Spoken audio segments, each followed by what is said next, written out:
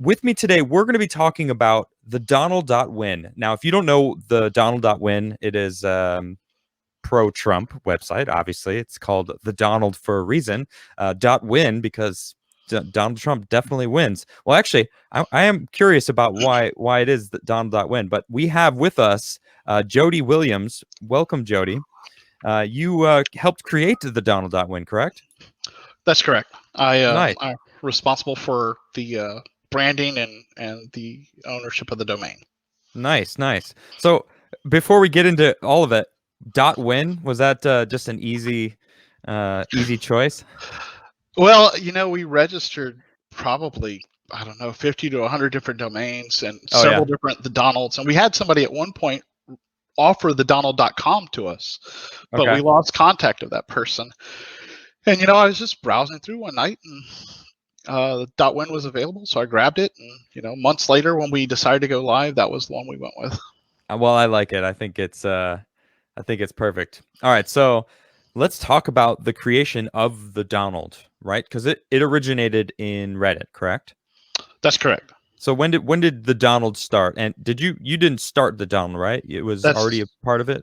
Yeah, I am a cruise guy, or was a cruise guy. And what does that mean, a cruise guy? I was all behind Ted Cruz up until he dropped out of the election. So I didn't even join the Donald until August of 2016, and then I didn't join the moderator team until late April of 2017. Okay. So you've been a part of it for a long while, though. That's correct. I took 2 different sabbaticals, one, both of them health related. I'm an amputee disabled vet, so I end up getting, sidetracked for medical issues here and there. So I took 2 sabbaticals. I think one was 3 months and one was 1 month. Okay. So, but for the most part, I was there for about 3.5 years, maybe 3 years and 8 months, I guess. Okay. So what, well, first off, what is the Donald, for those who don't know? What do you say to people, like, what is the Donald subreddit / website? Because at the moment, I feel it's still the same. It's all this world that you guys have created. Yeah, it is and always has been a 24-hour Trump rally, and that's the way we saw it on Reddit. That's the way we see it, or they see it now. I'm no longer a part of the team, but that's the way it's seen, and always will be seen. They don't really and never have really allowed much in the way of dissenting opinions, but there's so many sites and forums and subreddits out there that allow those sorts of things. There's so many that you would never think were dedicated to just hating Donald Trump. But if you go to, for instance, like the Philadelphia Eagles subreddit, they'll bash him on football subreddit. So that was kind of the idea, was to have a center that was just focused on positive things to say about Donald Trump. Awesome. So what caused the need for a website? You helped create the domain Donald.Win, but what happened on Reddit? Like, what was that whole thing that went down?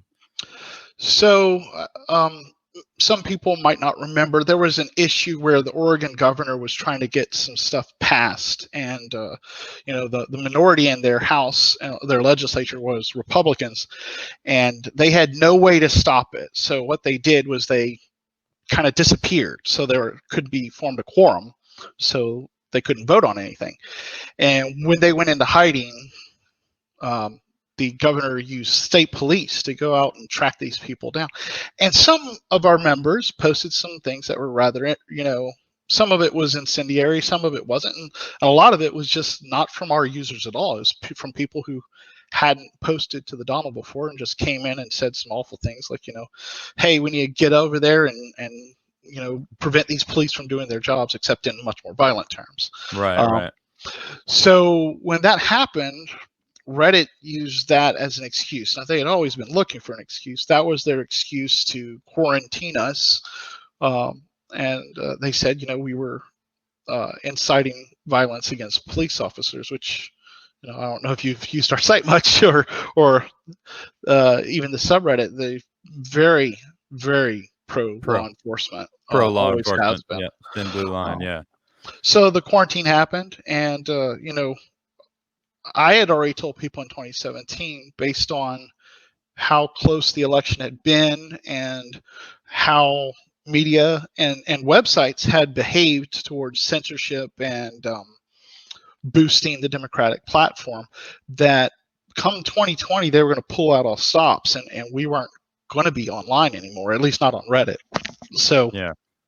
As the quarantine started, it started with, hey guys, this is Reddit telling us, you've got 30 days is the initial period of the quarantine, and we've got these metrics we want you to meet. These are the things. It was very, I say metrics, it was more nebulous than that, and you need to cut down on the violence, cut down on this. And they said after those 30 days, you can submit an appeal to us.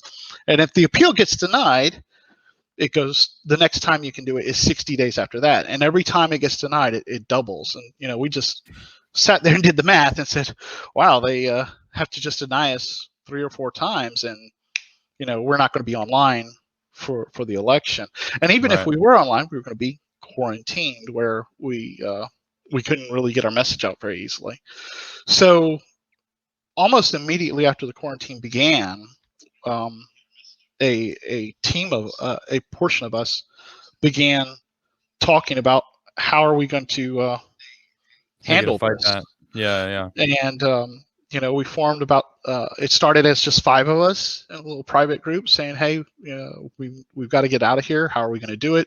We expanded to 10, and then we started brainstorming, coming up with ideas, buying domains, writing rules, which I wrote the rules that are currently on the website, except for one of them has been edited and one of my rules has been removed. But which one was removed? I think it was just the very last one. I just said be respectful. It was like a general catch-all, just in case. You always need one of those catch-alls, especially when people start getting kind of heated over politics. So we started working on that. We initially we were going to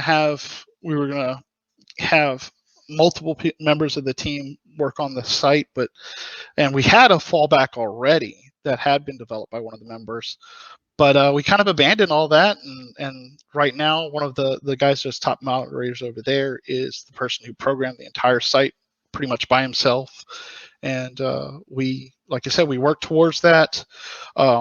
A few of the moderators who weren't on board, especially we had 3 top moderators who thought it was very important for us to do everything we could to stay on Reddit. So they were removed. They were taken out by Reddit. No, by our top moderators. You could say it was a coup. Although they weren't in charge, so it was really not a coup. They were below the top moderator. They were removed, and because they wanted to fight to keep the Donald on Reddit. Is that why? You say fight. The truth is that okay. Well, you know what I mean. They thought it was very important to be able to have our voice heard on a very popular site. Yeah. And they thought Reddit was going to be that site, and they thought it'd be very hard to get that kind of audience on our own. So, right or wrong, they believed that it was in our best interest, especially with the election coming up so soon, to more or less meet most of Reddit's demands. Whereas that group of 10 people thought that was absolutely just untenable situation, because every time we did submit appeals 3 different times, maybe 4, and every single time. So the first time, one of those top moderators who ended up getting removed eventually wrote a very eloquent appeal. He put a lot of time and effort into it. It was 30-40 pages. It was very detailed. These are the things we've done. These are the people we've gotten rid of. We've these are the type of posts we're looking for, et cetera, et cetera, et cetera. Now, keep in mind, Reddit didn't give us a format for this appeal. We just had to kind of make it up, and he did an excellent job. There's no other way to put it. He really laid out very well what we have been doing, and Reddit just shot back and changed what they were looking for. Well, now we want you to do this, and that's exactly how the next 3 appeals happened. Was the same thing. I say 3. I think it was 2, because I believe the 3rd one we just said we're not submitting one because we're leaving. We've got we had the Donald.Win by that point in a prototype kind of state where people were able to use it that were invited. Mm-hmm. And we kept it secret because we believed the moment Reddit knew about it, they might just ban us, so we couldn't tell other people, hey, we're moving. Now they didn't ban you right away, though, right? You guys No, were on Reddit for 3 or 4 months after the Donald.Win was created, right? more than that, actually. We were Really? on, so we've been, or the Donald.Win has been online now for about 450 days almost, something like that. So Okay. a year and 2, 3 months, something like that. And from that time, so I think it went live in October, September of 2019. From that time, it didn't come down until August or September of 2020, just like I said it would, right Yep. before the election. I Of mean, course. they waited till the last minute, and then they didn't just ban the Donald, they banned a lot of conservative Channel. subreddits. Yeah, yeah. So yeah, a lot of people got lumped in on that, and it wasn't just them. Twitter went out and banned some people the same day. Discord closed down some channels and servers. YouTube shut down some channels. It's always been pretty coordinated. It's been pretty obvious that it's coordinated. Yeah, it does feel like a pretty blanket banning across the board as far as just conservatives in general. It seems like they're just trying to wipe any conservative message from being broadcast. You know, they want their message and they want to get rid of anyone that talks about and discusses other ideas that aren't theirs. I'm surprised the Donald went on as long as it did on Reddit.